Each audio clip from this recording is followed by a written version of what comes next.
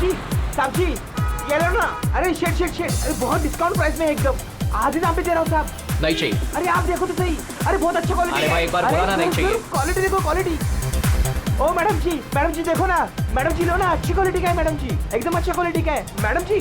अरे क्यों परेशान कर रहे हो, एक बार बोल दिया ना नहीं चाहिए। ओ भाई वो देखो ना, मैडम को कुछ हुआ है? कुछ नहीं हुआ उसे। अरे सो रही है वो। गर्दन से खून आ रहा है। क्या?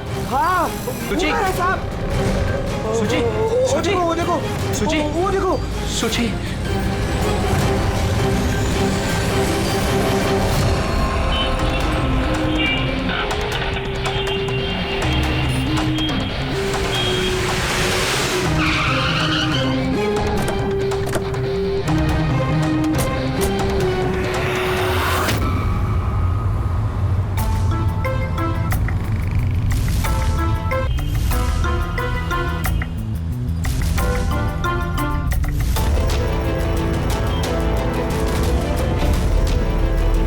काफी खून बह चुका है, लगता है गोली काफी देर पहले चली थी।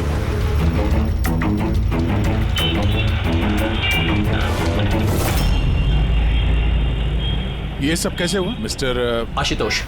अच्छा, और इनका नाम क्या है? ये मेरी बीवी, मेरी वाइफ सुची, मेरी एक्स वाइफ सुची। Ex wife? ये सब कैसे हुआ? पता नहीं सर, मुझे कुछ पता नहीं चला सर। कुछ मालूम नहीं? तुम्हारी एक्स वाइफ तुम्हारे बगल वाली सीट पे बैठी थी, उस पर गोली चली और तुम्हें कुछ मालूम नहीं? कैसे हो सकता है? मेरा आशु कभी झूठ नहीं बोलता। अगर वो कह रहा है कि उसे पता नहीं चला तो आई एम श्योर उसे पता नहीं चला होगा। आप जी, मैं मेहिका, इनकी प्रेजेंट वाइफ। मिस्टर आशुतोष, जब सुची को गोली लगी और पिछली सीट का शीशा टूटा तो आवाज तो आई होगी, और आप कह रहे हैं आपको कुछ मालूम नहीं पड़ा? कैसे? दरअसल गाड़ी में म्यूजिक तेज चल रहा था और सुची सो रही थी सर, मुझे कुछ पता नहीं चला। वो बंदा कुछ सामान बेचने आया, उसने जब मुझे बताया तब मुझे पता चला कि सुची। गाड़ी में म्यूजिक चल रहा था और सूची सो रही थी। कमाल है, अक्सर लोगों की नींद जरा से आहट से खुल जाती है और इतने लाउड म्यूजिक में सूची सो रही थी। सर, आपकी बात से पता चल रहा है कि आप मुझ पर शक कर रहे हैं। सर, मैं ऐसा क्यों करूंगा? सुची और मेरा डिवोर्स जरूर हुआ था, लेकिन हम बहुत अच्छे दोस्त थे, हमारे अच्छे ताल्लुकात थे। अब दिनेश से पूछ लीजिए प्लीज। दिनेश? सर, मैं सुची का भाई। आशुतोष सही कह रहे हैं सर, तलाक के बाद भी आशुतोष और सुची में बहुत अच्छे ताल्लुकात थे, कभी कोई मनमुटाव नहीं था। अच्छा, तो आप लोग जा कहाँ रहे थे? हम हमारी बेटी रूही की बोर्डिंग स्कूल से लौट रहे थे। तो ये सुची कार में बैठते ही सो गई या बाद में? सर, दरअसल हमारे बीच में बहस हो रही थी। आशुतोष, रूही का स्कूल बहुत अच्छा है, हमें उसे उस स्कूल से नहीं निकालना चाहिए। सूची, ये स्कूल बहुत ही महंगा है, मैं इसकी फीस अफोर्ड नहीं कर सकता हूँ। लेकिन मैं कर सकती हूँ, और मैं अपनी बेटी की एजुकेशन में कोई कॉम्प्रोमाइज नहीं करने सूची, वाली। मैं तुमसे पैसे नहीं ले सकता। क्यों? ओह, तुम्हारा मेल ईगो आगे आ जाता है ना कि मैं तुमसे ज्यादा कमाती हूँ। जानते हो, हमारे डिवोर्स की भी यही वजह थी। एक औरत एक आदमी से ज्यादा कामयाब कैसे हो रिश्तों में सकती होनी है? चाहिए, पति पत्नी में नहीं। मुझे तुमसे कोई बहस नहीं करनी है, और ना ही इस बारे में कोई और बात करनी है। रूही इसी स्कूल में रहेगी। उसके बाद हमारे बीच में कोई बात नहीं हुई, मुझे लगा कि वो सो गई है। अच्छा, ये जब झगड़ा हो रहा था तो गाड़ी कहाँ पे थी, किस इलाके में? सर, लिंक रोड के सिग्नल पे, केपी थिएटर के पास। और फिर उसके बाद कौन सा रास्ता लिया आप लोगों ने? सर, वहां से फिर मैंने लेफ्ट लिया पानी फ्लाईओवर की तरफ। और सीधा यहाँ पे आ गए? जी सर। यानी करीब 2 किलोमीटर तक ये गाड़ी चली, तो इस 2 किलोमीटर के बीच में ही कहीं पे गोली चली है सूची। पंकज, एक काम करो, केपी थिएटर से लेके यहाँ से इधर 2 किलोमीटर दूर तक चेक कर लो, कहीं पे कोई सबूत वगैरह मिलता है क्या? मतलब कांच वगैरह का टुकड़ा टूटा होगा, वो देख लेना, और पैदल जाना। 2 किलोमीटर सर? पैदल चलो। गोली बड़ी अजीब एंगल से लगी है, ये नीचे है, गोली ऊपर से नीचे की तरफ आई है। मतलब गोली चलाने वाले को हाथ ऊपर करना पड़ा होगा फायर करते समय। खुली सड़क पे किसी ने गोली मारी है और किसी ने देखा नहीं। हो सकता है खूनी थोड़ा दूर हो, फिर भी मुश्किल है निशाना लगाना ये चलती गाड़ी पे, और वो भी तब जब खूनी किसी गाड़ी पे हो या बाइक पे। ऐसे निशाना लगाना इतना आसान नहीं है।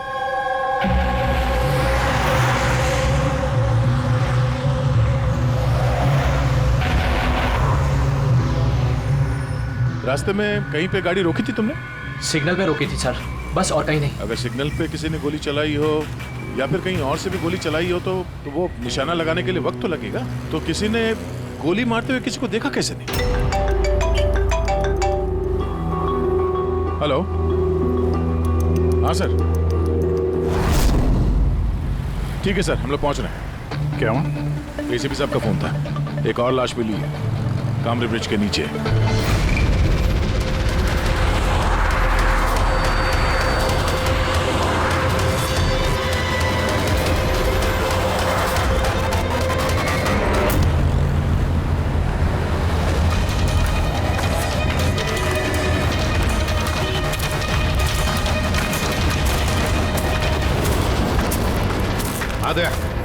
सर, आपको पता कैसे चला इस लाश का? लोकल पुलिस को आसपास के लोगों ने कंप्लेंट दी थी। 2 घंटे पहले लाश मिली है। सिर के पीछे घाव है। और सर, एक बात समझ में नहीं आ रही है, इसे किसी ने यहाँ पे मारा या कहीं और मार के यहाँ पे फेंका है? देखते हैं फ्रेडी। सर, रोड पर एक लवारिस बाइक भी मिली, मुझे लगता है इसी आदमी की वो बाइक।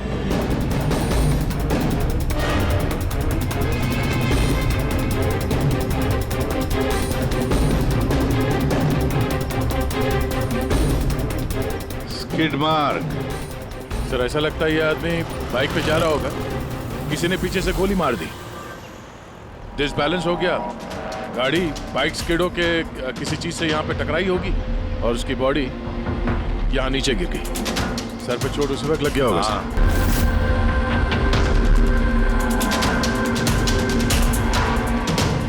सर, समझ में नहीं आ रहा ये आदमी कौन है, इसका कोई आइडेंटिफिकेशन नहीं है। ये मिसिंग पर्सन ब्यूरो में पूछताछ करूं क्या? फ्रेडी, इतनी जल्दी कोई भी मिसिंग पर्सन ब्यूरो में रिपोर्ट दर्ज नहीं करेगा। काम करो, आरटीओ में जाकर इस बाइक का रजिस्ट्रेशन चेक करो, सारे के सारे डिटेल्स मिल जाएंगे, मालिक कौन है वगैरह। दूसरे केस का क्या हुआ, कुछ पता चला? नहीं सर, बड़ा अजीब केस है, समझ में नहीं आ रहा गोली किसने चलाई और कहाँ से। सर, वो पूरा इलाका देख लिया सर, लेकिन कोई सुराग नहीं मिला। ट्रैफिक पुलिस ने क्या बताया? सर, ट्रैफिक पुलिस वाले, वहाँ के दुकानदार और 2-3 जन और जो खड़े थे उन सबसे पूछा सर, किसी को खून के बारे में कुछ नहीं पता। सर, सूची पे गोली चली कहाँ से? देखते हैं। सर, मैंने कहा ना आपसे, मुझे नहीं पता कि सूची को गोली कब और कैसे लगी। आशुतोष, दिनेश, मेहिका, सूची के सबसे करीब थे ना तुम तीनों भी? नहीं? तो फिर अब बताओ, सूची की मौत से तुम तीनों में से किसका फायदा होने वाला था? क्या मतलब? सर, हम सूची को क्यों मारना चाहेंगे? सर, मेरी सगी बहन थी, सगी बहन, मैं अपनी बहन को क्यों मारूंगा सर? करोड़ों रुपयों के लिए। और क्या? करोड़ों रुपयों के लिए। मुझे क्या फायदा हो सकता था? मेरा और सूची का तो ऑलरेडी डिवोर्स हो चुका था। हो सकता है डिवोर्स ही वो वजह हो। डिवोर्स के बाद भी मैं और सूची बहुत अच्छे दोस्त थे, दोस्त की तरह बर्ताव करते थे। ये भी तो हो सकता है ना कि तुम्हारी अपनी पहली बीवी के साथ जो दोस्ती थी वो शायद तुम्हारी दूसरी बीवी को पसंद ना आई हो। सर, आप ये कैसी बातें कर रहे हैं? मुझे इनकी दोस्ती से क्या प्रॉब्लम होगी? मुझे इनकी दोस्ती से कोई प्रॉब्लम नहीं थी, मैं बिल्कुल भी इनसिक्योर टाइप की लड़की नहीं हूँ। अगर सूची की हत्या तुम तीनों में से किसी ने नहीं की तो फिर किसने मारा सूची को? किसने मारा? मैं बताता हूँ आपको। सूची एक एनजीओ में काम करती थी, उसने वहां पर शैली नाम की एक अकाउंटेंट का भांडाफोड़ किया था, क्योंकि शैली पैसे को लेकर हेराफेरी कर रही थी। तुम्हें लगता है कि शैली का हाथ हो सकता है सबके पीछे? जी हाँ सर, कई बार शैली ने उसको धमकी भी दी थी। सर, मुझे तो लगता है कि ये काम पृथ्वी का हो सकता है। अब ये पृथ्वी कौन है? बड़ा ही बदतमीज किस्म का इंसान है, रोमियो टाइप। सूची ने पुलिस में कंप्लेन भी की थी उसके खिलाफ, कुछ दिन के लिए जेल भी गया था। ठीक है, तुम तीनों जा सकते हो। Thank you sir. Thank you sir.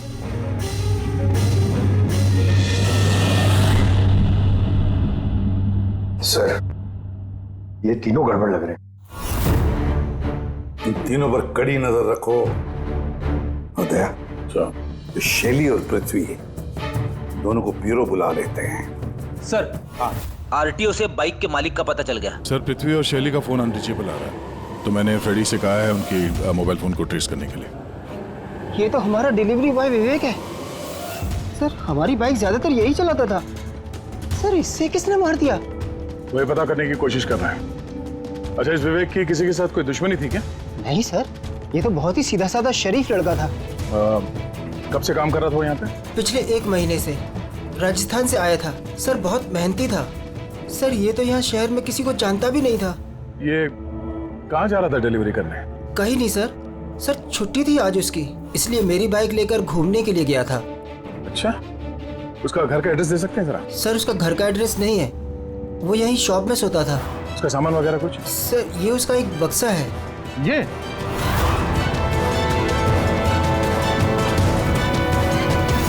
Sir, ये विवेक के बॉक्सेस और सारे सामान चेक किए मैंने, उसमें ये सर्कस के पैम्फलेट्स के अलावा और कुछ नहीं मिला। या तो उसे सर्कस बहुत ही ज्यादा पसंद होगा, या फिर अपने फ्री टाइम में ये पैम्फलेट बना के वो पैसे कमाता होगा।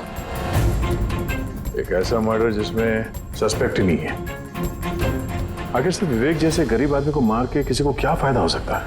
वही तो फिर ये सूची का दूसरा मर्डर, जिसमें कई लोगों पर हमें शक है, उनमें से कोई भी गाड़ी के पास जाकर के गोली चला सकता था सूची पर? नहीं बस, आई एम सॉरी बट मैं तुम्हारी बात से सहमत नहीं। कौन सी बात से? यही कि किसी ने इसे पास से गोली मारी। क्या मतलब?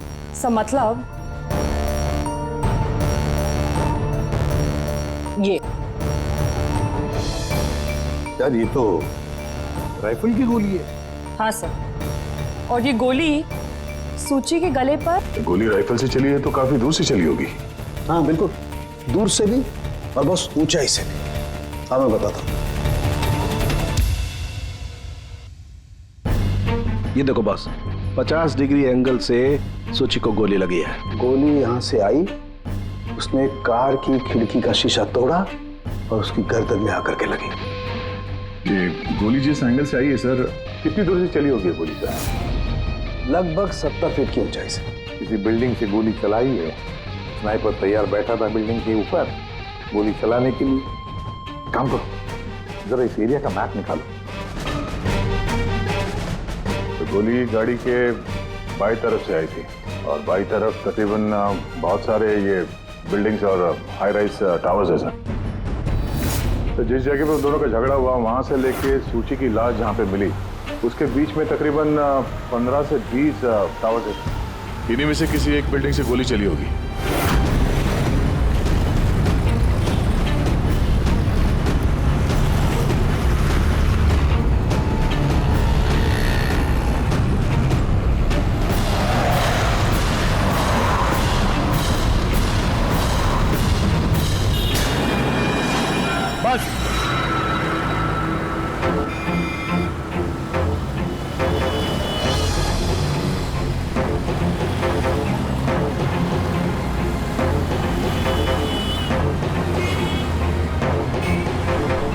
ये अभिजीत सर के हाथ में क्या है?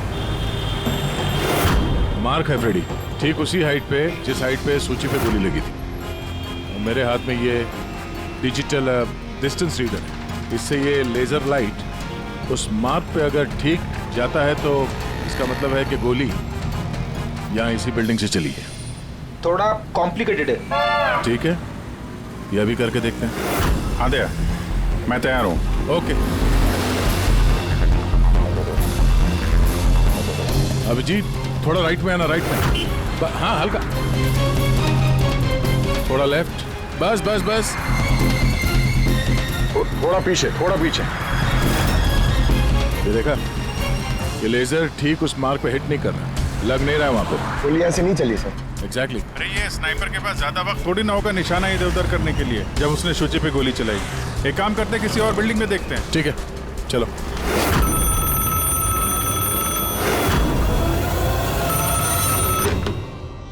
हेलो। हाँ हेलो, क्या ये फैंटेसी सर्कस जयपुर राजस्थान का ऑफिस है? जी हाँ, बोलिए। देखिए, मैं मुंबई सीआईडी से एसीपी प्रद्युमन बोल रहा हूँ। क्या आपके यहाँ कोई विवेक काम करता था? हाँ हाँ, जानता हूँ विवेक को। वो इसी सर्कस में काम करता था। क्या हो गया? क्या काम करता था वो, कुछ बता सकते हैं? देखिए साहब, अगर सारा दिन आपसे फोन पे लगा रहोगे ना तो मेरा शो कैंसिल हो जाएगा। मैं आपकी बात अपने मालिक को बोलता हूँ, वो आपको कॉल करेंगे, समझे? हेलो,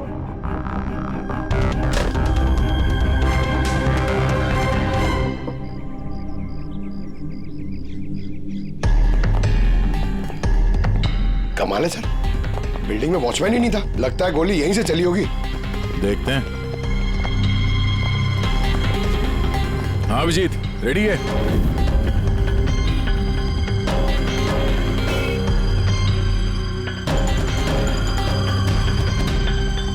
नहीं अभिजीत, यहां से निशाना कुछ ठीक से लग नहीं रहा। थोड़ा राइट में आना, राइट में, और थोड़ा। हाँ परफेक्ट परफेक्ट, यहां पे लग गया निशाना। इसका मतलब शुचि यहाँ पे थी जब उसको गोली लगी। पंकज, फ्रेडी, जरा देखो आसपास, उस स्नाइपर ने कोई सुराग छोड़ा है क्या? लेकिन यार दया, यहाँ पे कोई स्पीड ब्रेकर तो है नहीं। ऐसा कौन सा स्नाइपर था जो वहाँ बिल्डिंग पे बैठ के इतनी तेज चलती हुई गाड़ी पे ऐसा निशाना लगाए जो शुचि की गर्दन पे जाके लगे? हाँ ये बात तो है। आशुतोष, जब तुम्हारी गाड़ी ये यहाँ पर थी जी, तभी किसी वजह से तुम्हारी गाड़ी को स्लो करना पड़ा हो या फिर रोकना पड़ा हो, कुछ याद है? हाँ सर, मैं जब ड्राइव कर रहा था तो गाड़ी के आगे एक भिखारी आया था। मुझे ब्रेक मारनी पड़ी थी। भिखारी? हाँ क्या हुआ? इस तरफ कुछ भी नहीं है। कुछ भी नहीं? वहां भी कुछ नहीं है सर। ये भिखारी दिखने में कैसा था? सर, उसके एक हाथ में बैसाखी थी, लाल रंग का पोटला, गले में गमछा और शायद आधा गंजा था। अभिजीत, इस फ्लाईओवर के नीचे बहुत भिखारी बैठे हुए होते हैं, उन्हीं में से कोई एक होगा। मैंने सुना जो आशुतोष ने बताया भिखारी के बारे में। मैं यहाँ नीचे जाके देखता हूँ। कौन हो तुम लोग? इससे पूछ के यहाँ पे आए? तुम यहाँ के वॉचमैन हो? ड्यूटी पे क्यों नहीं थे? मेरी मर्जी। और तुम कौन होते हो मुझे ड्यूटी सिखाने वाले? सीआईडी। सीआईडी? जाते हो, तुम्हारे वजह से यहाँ पे एक औरत का खून हो गया। मेरी वजह से खून? किसी ने यहाँ छत से नीचे एक औरत पे गोली मारी। क्या जानते हो उसके बारे में?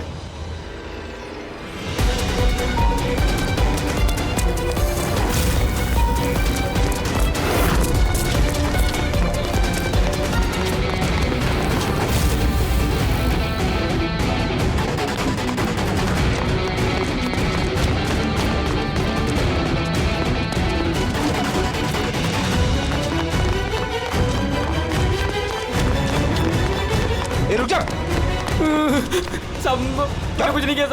सब मैंने कुछ नहीं किया। सब मुझे छोड़ दो। कुछ नहीं किया तो भागा क्यों? मैं डर गया था साहब। What? क्यों डर गया था? क्या जानता है इस खून के बारे में? साहब, मैंने पैसे लिए थे, लेकिन उसने ये नहीं बताया था कि वो किसी का खून करने वाला है साहब। कौन था वो आदमी? पहले कभी देखा नहीं साहब। उसने बोला कि वो बिल्डिंग के छत पे अपनी गर्लफ्रेंड को प्रपोज करने वाला है साहब। उसने 2 घंटे को 15,000 रुपए दिए थे साहब। मैंने तो इतने 1 महीने में भी नहीं कमाए साहब। उसने हेलमेट पहन रखा था और चश्मा लगाए हुआ था।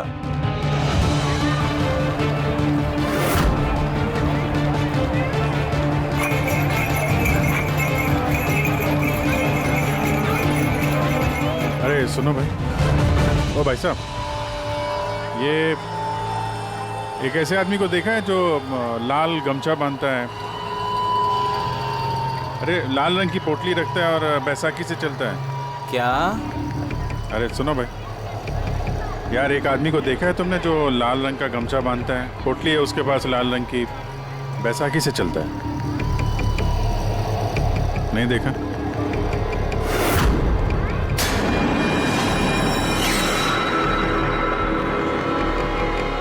अरे सुनना जरा। अरे सुनो भाई, बात करनी है यार। अरे ए, क्या कर रहा है भाई? अरे रुको यार।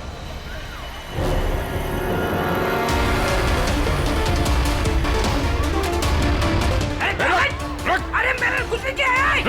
अरे मैं भिखारी हूँ, मेरे पास पैसे कुछ भी नहीं है। अरे कौन हो, छोड़ दो मुझे। अपाहिज होने का नाटक कर रहा है। तुझे मालूम है बिना पैर के आदमी कैसे जीता है? अरे कौन हो तुम? क्या चाहते हो? मेरे पास पैसे नहीं, मैं रास्ते का भिखारी नहीं बन के जीता। तो जानबूझ के उस लाल वाली गाड़ी के नीचे गिरा था ना? कौन सी लाल गाड़ी? मैं किसी गाड़ी के आगे नहीं आया। साहब क्या दादागिरी है, आप इसे छोड़ दीजिए वरना ठीक नहीं होगा, मैं बता देता हूँ। सीआईडी से हूँ मैं। किधर जरा शराफत से बता दे, वरना मैं अपने पे आ गया तो बहुत भारी पड़ेगा। नहीं साहब, आप पक्का सीआईडी से तो बताता हूँ। वो एक आदमी ने मुझे पैसा दिया था ये सब करने के लिए, और उसने कहा था कि जैसे ही लाल गाड़ी आती है तुम उसके आगे गिर जाना, तो मैं गिर गया साहब। तुझे पता कैसे चला कि लाल गाड़ी कब आएगी? वो छत पे एक आदमी खड़ा रह के इशारा करने वाला था, जैसे उसने इशारा करना मैं गाड़ी के आगे गिरना, ऐसा हमारा प्लान था साहब। तुझे मालूम है एक औरत का खून हो गया तेरे इस प्लान के चक्कर में? साहब मुझे माफ कर दो, मैं रास्ते का भिखारी हूँ, देखो मेरी हालत कैसी है साहब, मुझे छोड़ दो। चल ये बता, वो आदमी कैसा था दिखने में? नहीं वो साहब मोटरसाइकिल पे आया था, हेलमेट पहने हुआ था, तो चेहरा दिखाई नहीं दिया।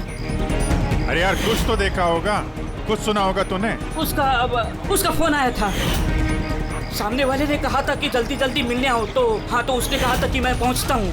कहाँ पहुँचने का बोला था, कुछ याद है? कुछ सुना तूने? हाँ याद आया, भांडुप मिल। हाँ भांडुप मिल। अच्छा ठीक है वापस आ जा, मैं सर को इन्फॉर्म करता हूँ। Okay sir. हाँ अभिजीत भांडुप मिल से वापस आ रहा है। उसका कहना है कि मिल एकदम सुनसान पड़ा है, कोई सुराग हाथ नहीं लगा उसके। खूनी तो वहीं पे भाग कर गया होगा, हो सकता है अभिजीत पहुंचने से पहले वहां से गायब हो गया। पंकज। हाँ सर। पंकज एक काम करो, जिस वक्त सूची को गोली लगी थी उस वक्त उस एरिया में कितने मोबाइल फोन एक्टिव थे पता लगाओ, स्नाइपर का फोन उसी में से एक हो सकता है। चल हाँ। पंकज ये भी देखना कि उनमें से कितने लोग भांडुप मिल गए थे। सर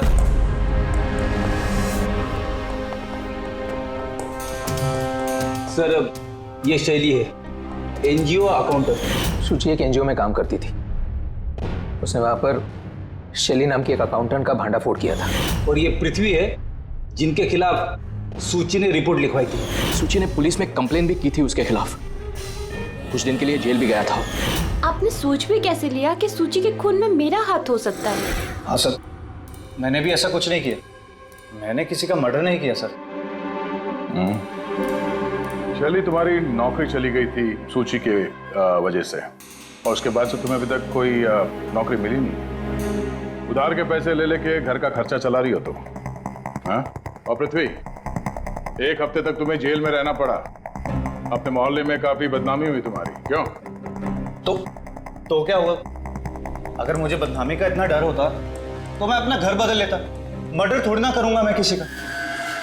एंड सर ऐसा नहीं है कि मुझे कोई जॉब नहीं मिल रही है, इट्स जस्ट लाइक कि मुझे मेरे लायक कोई जॉब नहीं मिल रही है, इस वजह से मैं कहीं ज्वाइन नहीं कर रही हूँ। आपको आशुतोष और उसकी नई पत्नी मिहिका से पूछताछ करनी चाहिए। वो आपस में खुश नहीं है लेकिन दिखावा करते। आशुतोष तो सूची के पास वापस जाना चाहता है, शायद मिहिका ने इसीलिए। एंड सर सूची की ना उसके भाई दिनेश से भी नहीं बनती थी, हमेशा ना फोन पे उससे झगड़ती ही रहती थी। अच्छा, और किस बात को लेके होता था ये झगड़ा इन दोनों भाई बहन के बीच? एक्चुअली सर दिनेश ने आशुतोष को धमकी दी थी कि सूची से दूर रहे, शायद सूची को यही अच्छा नहीं लगा होगा। एक बार सूची ने मुझे ये भी बताया था कि मिहिका जलती है उसकी और आशुतोष की दोस्ती से। 100% इन्हीं में से किसी एक ने उसका मर्डर किया। हाँ सर। अच्छा ठीक है, जा सकते हो तुम दोनों, लेकिन एक बात अच्छी तरह से याद रखना, जब तक इन्वेस्टिगेशन पूरा नहीं होता ये शहर छोड़कर तुम कहीं नहीं जाओगे। इस केस में किसी की बातों का भरोसा नहीं हो रहा सर, ऐसा लगता है कि सबके सब झूठ ही बोल रहे हैं। हाँ, पर यार जो भी है उसने बड़ी लंबी प्लानिंग की है। पहले भिखारी को पैसे दिए, फिर वॉचमैन को हायर किया, फिर स्नाइपर को हायर किया, और सही वक्त मिलते ही सूची को उड़ा दिया। सर, हाँ सर, जिस वक्त सूची को गोली चली थी सर, उस वक्त ब्रिज के आसपास 2000 लोगों के मोबाइल एक्टिवेट थे। तो उसमें से कौन सा मोबाइल फोन भांडुप मिल की तरफ गया, देखा? एक फोन गया था सर उस तरफ, लेकिन वो प्राइवेट नंबर है तो वो ट्रैक नहीं हो पाया। और क्या बता सकते हो इस नंबर के बारे में? यही सर कि वो मिल तक गया लेकिन रुका नहीं, वो सीधे चला गया कामरी ब्रिज की तरफ और फिर वहां से सिग्नल चला गया सर। कामरी ब्रिज? विवेक की लाश भी तो हमें उसी ब्रिज के नहीं मिली थी। ये कोई कॉन्सिडेंस तो नहीं हो सकता? राजस्थान में फोन कर दे विवेक के गांव, पुलिस वालों को क्या इंफॉर्मेशन मिले उसके बारे में देखते हैं। ये विवेक भी तो खूनी हो सकता है। किसी ने विवेक का खून कर दिया? एक खूनी का खून? कुछ भी हो सकता है फ्रेडी, इस केस में कुछ भी हो सकता है।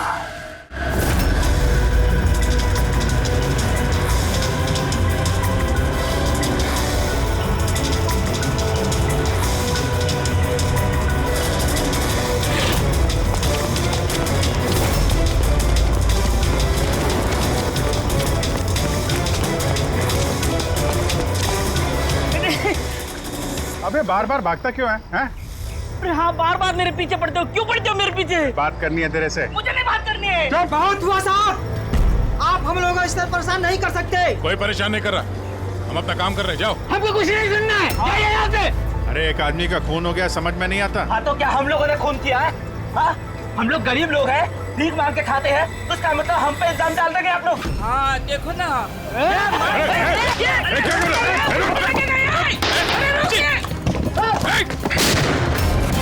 क्या किया तुम लोगों ने? हाँ? ये देख, ये इसने पैसे दिए थे तुम्हें? इसका भी खून हो गया? हाँ मर गया ये, ध्यान से देख। क्या ये वही आदमी है जिसने तुझे बोला था कार के आगे गिरने के लिए? जरा जूम करो।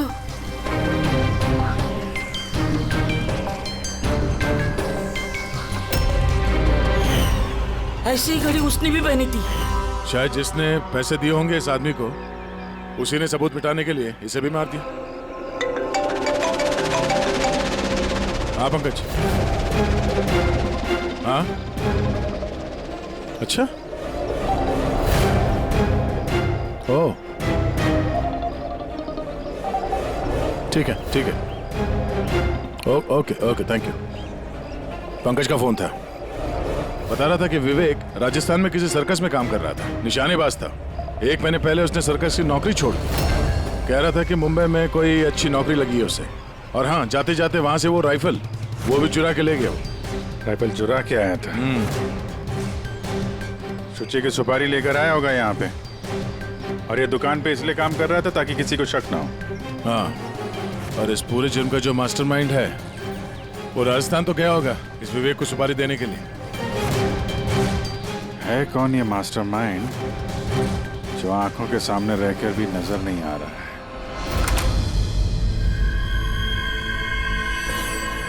अरे मिस्टर आशु।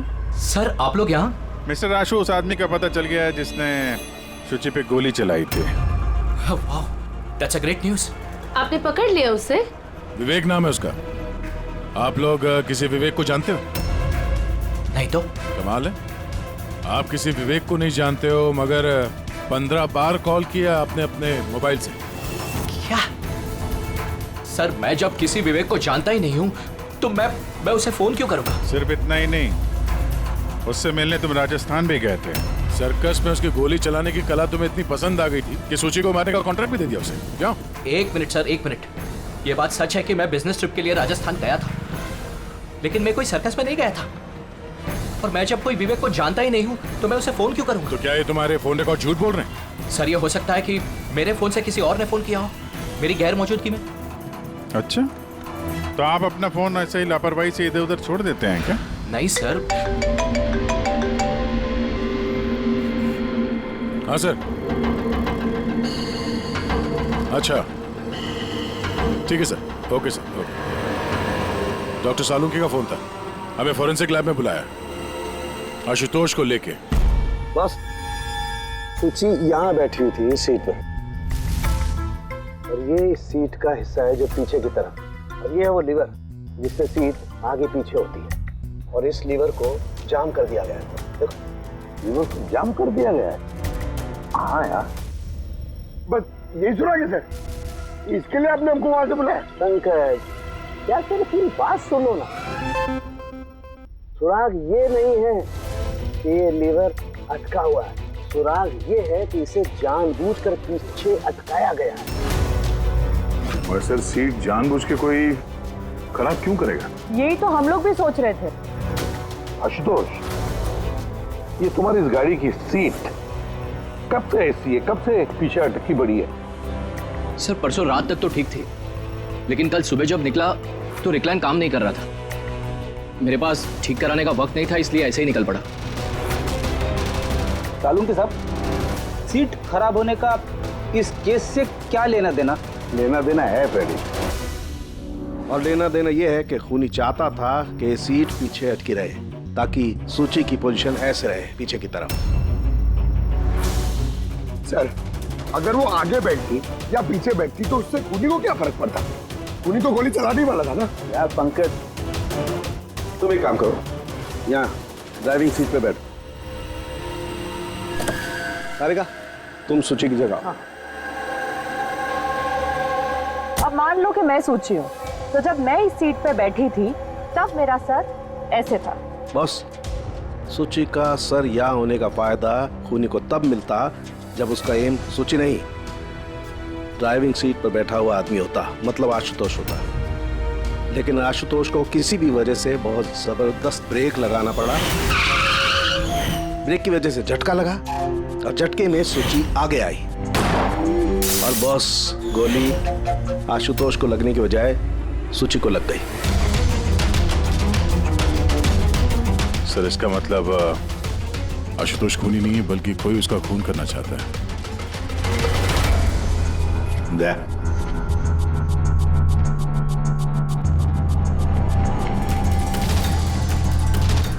आशुतोष जी सर। सर, एक बात बताओ, तुम्हारा कोई दुश्मन है? कोई ऐसा दुश्मन जो तुम्हारी जान लेना चाहता है? याद करके बताओ, सोचो। नहीं सर, मेरी किसी से कोई दुश्मनी नहीं है। नहीं, कैसे आशुतोष, कोई तो होना चाहिए जिसने उतनी प्लानिंग की है तुम्हारी जान लेने की, सीट को भी जाम कर दिया। नहीं सर, ये हो ही नहीं सकता, क्योंकि ये गाड़ी की एक ही चाबी है और वो चाबी हमेशा मेरे पास ही रहती है। मुझे तो खुद समझ में नहीं आता सर कि ये सब क्या हो रहा है। कोई बात नहीं आशुतोष, वो जो कोई भी है हम पता करने की कोशिश करेंगे कि कौन है वो जो तुम्हें मारना चाहता है। ठीक है, चलो चलते हैं, आ जाओ। जी सर। सर, हमने आशुतोष को जाने क्यों दिया? अगर खूनी ने फिर से हमला कर दिया तो? देखते रहना पंकज, अब हम आशुतोश की हर मूवमेंट को ट्रैक करेंगे, हर बात हमें सुनाई पड़ेगी। सर, वो किसे? दया ने ट्रांसमीटर बग जो लगाया है।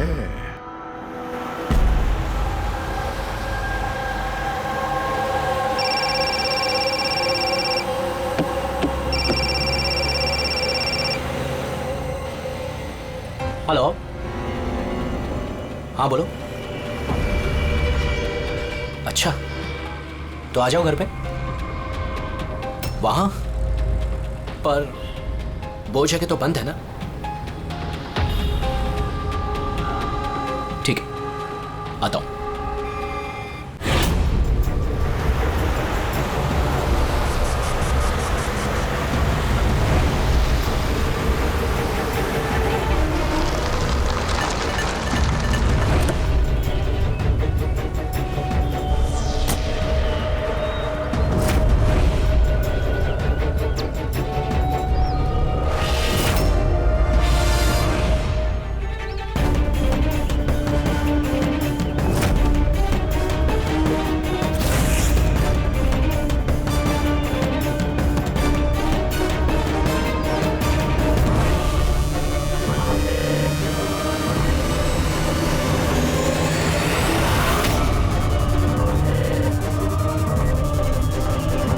क्या कर रहे हो? गन? माय गॉड, गोलियों की आवाज है। जल्दी चलो, कहीं और एक खून न हो जाए। सब बस पहुंच ही रहे हैं हम लोग। सर हमारा ये वाला जो सस्पेक्ट है सर, अभी अभी खबर आई कि ये भी राजस्थान गया था आशुतोष का पीछा करते करते। ये तो आशुतोष के बिल्कुल करीब था।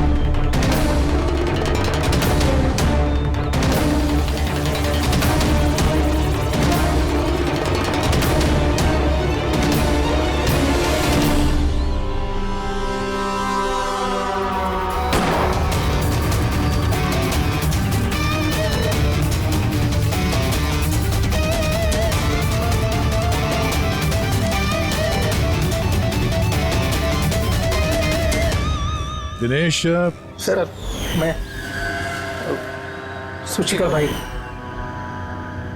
मर गया सर।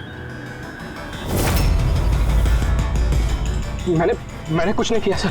ये मुझे मारना चाहता था सर। ये मारना चाहता था मुझे। क्यों मारना चाहता था ये तुम्हें? सर इसे लग रहा था कि इसकी बहन की बर्बादी का जिम्मेदार मैं हूँ।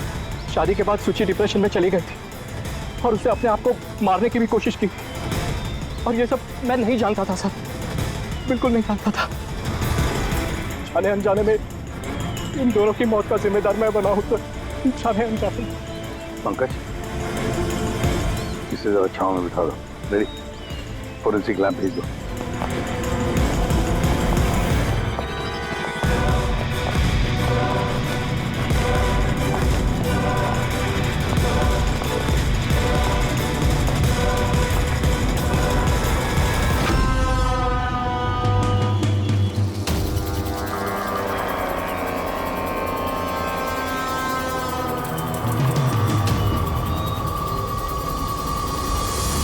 कहानी में नया ट्विस्ट। Ashutosh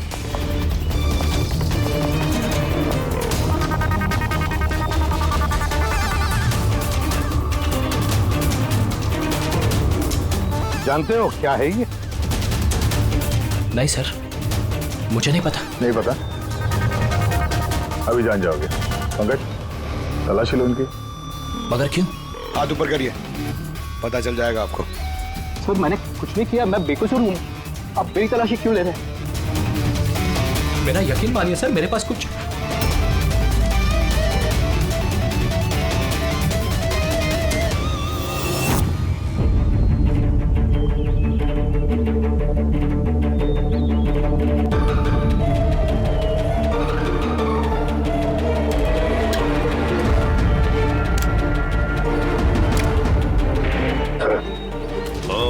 rubber bullets.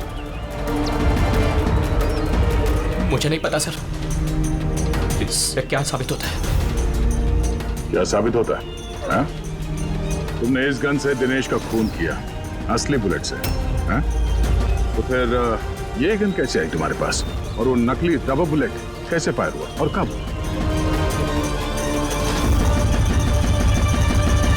सब प्लान मैंने किया था sir. A to Z plan मेरा था। सूची की मौत, दिनेश की मौत, और वो प्लान भी यही था कि आप लोगों को यही लगे कि सूची की मौत गलती से हुई थी, बल्कि असली टारगेट मैं था और आप लोगों का शक दिनेश पर जाए। लेकिन सारा प्लान मिट्टी में मिल गया, सब कुछ मिट्टी में मिल गया। क्यों मारा तुमने सूची को? क्या मिला तुम्हें सूची को मारकर? सूची मेरी बेटी रूही को लेकर हमेशा हमेशा के लिए देश छोड़कर जा रही थी सर, और ये बात उसने मुझसे छिपाई थी। आप ही बताइए सर, अपनी इकलौती बेटी को खुद से दूर कैसे करने देता? और इसलिए तुमने विवेक को, उस शार्प शूटर को पैसे दिए अपनी बीवी सूची की जान लेने के लिए। और जैसे उसने काम खत्म कर दिया तुमने उसे भी मार डाला। तूने दिनेश को ऐसा क्या कहा कि वो तुम्हें मारने के लिए यहाँ पर आ गया? मैंने मिहिका को दिनेश के पास भेजा था। क्या? हाँ दिनेश, मुझे अभी पता चला कि आशुतोष ही तुम्हारी बहन की मौत का जिम्मेदार है और वो तुम्हें भी मारना चाहता है। नहीं नहीं, मैं उसे छोड़ूंगा। दिनेश, पागल हो गए हो क्या? खून करोगे तुम? उसने मेरी बहन को मारा, मेरी सगी बहन को। मेरी पत्नी को मेरी बहन को मारते हुए उसे कुछ नहीं लगा। नहीं, कुछ भी हो जाए मैं उसे छोड़ नहीं सकता। मैं उसे नहीं छोड़ सकता। मेरी बात तो सुनो। और मौका मिलते ही उसकी गन बदल दी। जो गोलियां दिनेश तुम पर चला रहा था वो नकली थी? हाँ, लड़ाई के दौरान मैंने गन बदल दी थी ताकि आप लोगों को लगे कि आत्मरक्षा के लिए मैंने दिनेश को मारा है और आप लोगों के सामने मैं बेगुनाह दिखूं। क्या छोड़ा तुमने अपनी बच्ची के लिए? ना मां ना बाप। उसी बच्ची को पाने के लिए तुमने उसी की मां को मार डाला और फिर इस जुर्म में तुम भी जिंदगी भर जेल की सलाखों के पीछे सड़ते रहोगे। बताओ आशुतोष, क्या मिला तुम्हें अपनी बच्ची को इस तरह से अनाथ करके? क्या मिला?